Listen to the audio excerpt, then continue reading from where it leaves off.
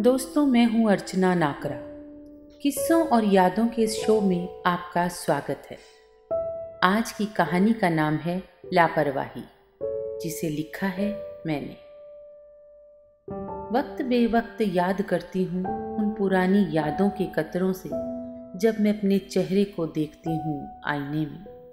काश ये आईना ही ना बना होता, रोज मुझे खुद से इसने खुद को मिलाया ही ना होता। देखती हूँ खुद को तो एक आह सी उठती है, क्या ये मैं थी? क्या सच में ऐसी दिखती थी मैं? वो एक बच्चा ही तो था मेरे सामने, फर्स्ट ईयर का स्टूडेंट, और मैं उसकी एक सुंदर, उसकी नज़रों में सुंदर दिखने वाली एक असिस्टेंट प्रोफेसर।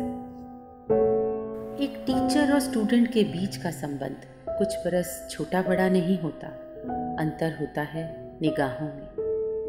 जाने क्या सोचकर वो मेरे करीब आने लगा। उसका यूं करीब आना और अन्य स्टूडेंट्स की तरह था मेरे लिए।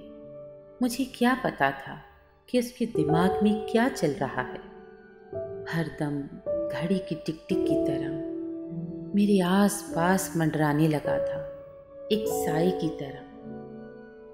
सोचती थी मेरा स्टूडेंट ही तो है, और सिर झटका लेती, स्टूडेंट ही कह के भुला देती थी। लेकिन वो बच्चा नहीं रहा था, वो बड़ा हो रहा था। वो मेरा पीछा किया करता था। मैं जहाँ कहीं जाती मुझसे पहले या दाएं बाएं खड़ा मिलता था।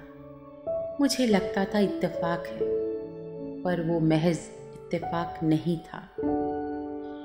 जिंदगी इत्तेफाक हुआ करती है, लेकिन मौके नहीं। और इन मौक़ों में जहाँ मैं पहुँची, उससे पहले तुरंत साथ ही पहुंच जाए तो क्या उसे नज़रअंदाज कर दूं? बहुत सोचती थी कि कहीं कुछ गलत तो नहीं। वो मुझे हर बार अपने आसपास क्यों दिख जाता था। सोचा हो सकता है मेरा वहम हो।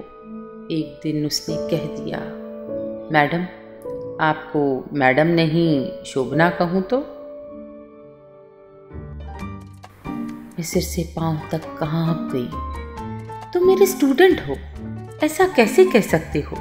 नहीं, आप मुझे बहुत अच्छी लगती हैं। उम्र में बड़ी हैं तो क्या हुआ, आजकल सब चलता है। मैं घबरा गई। उसके सिर पर चपत लगाकर कहा, बेवकूफ़ हो तुम, इस तरह की बातें नहीं सोचा करती। उसने कहा, आप एक बार मौका तो देकर देखिए, मुझसे दोस्ती का हाथ तो बढ़ाइए। मैंने कहा, तुम बच्चे हो मेरे आगे, बच्चे ही बने रहो। उसने कहा, शोभना, तुम 7-8 साल ही तो बड़ी हो मुझसे। वो आपसे सीधा तुम पर उतर आया था। मैंने कहा, तुम्हें क्या पता मैं कितनी बड़ी हूं तुमसे। सच में शोभना, तुम्हारी उम्र का तुम्हारे चेहरे से पता नहीं चलता। मैं घबरा गई।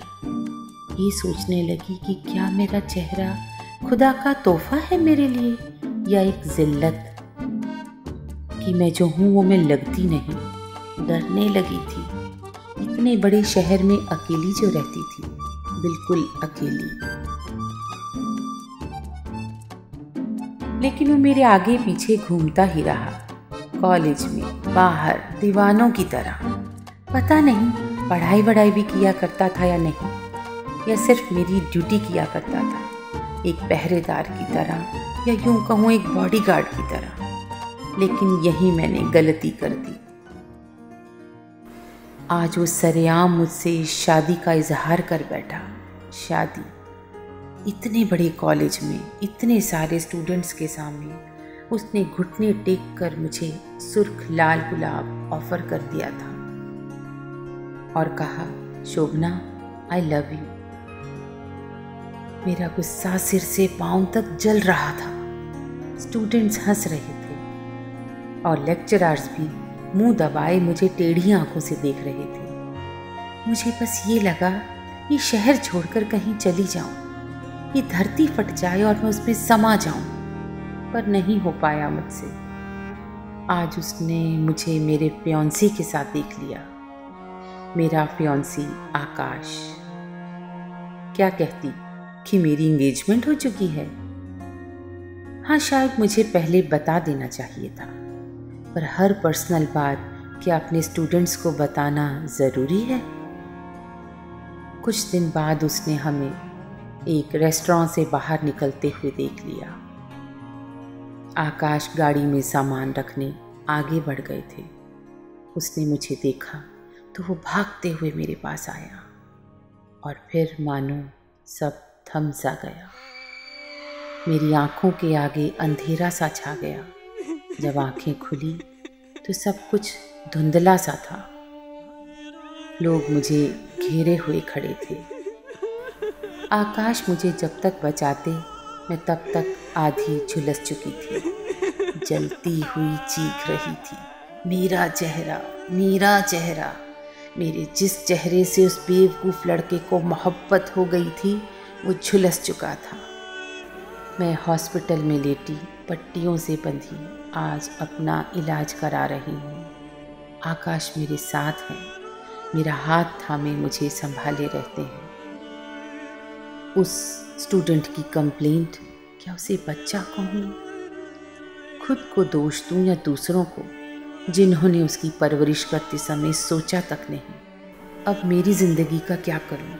मेरे वही फ्रेंड्स, मेरे वही रिलेटिव जो यूं कभी गले मिलकर मुस्कुराकर मुझसे बातें किया करते थे, अब मुझे हॉस्पिटल में आकर मिलने से भी कतराते हैं। मेरा चेहरा देखकर मुंह फेर लेते हैं।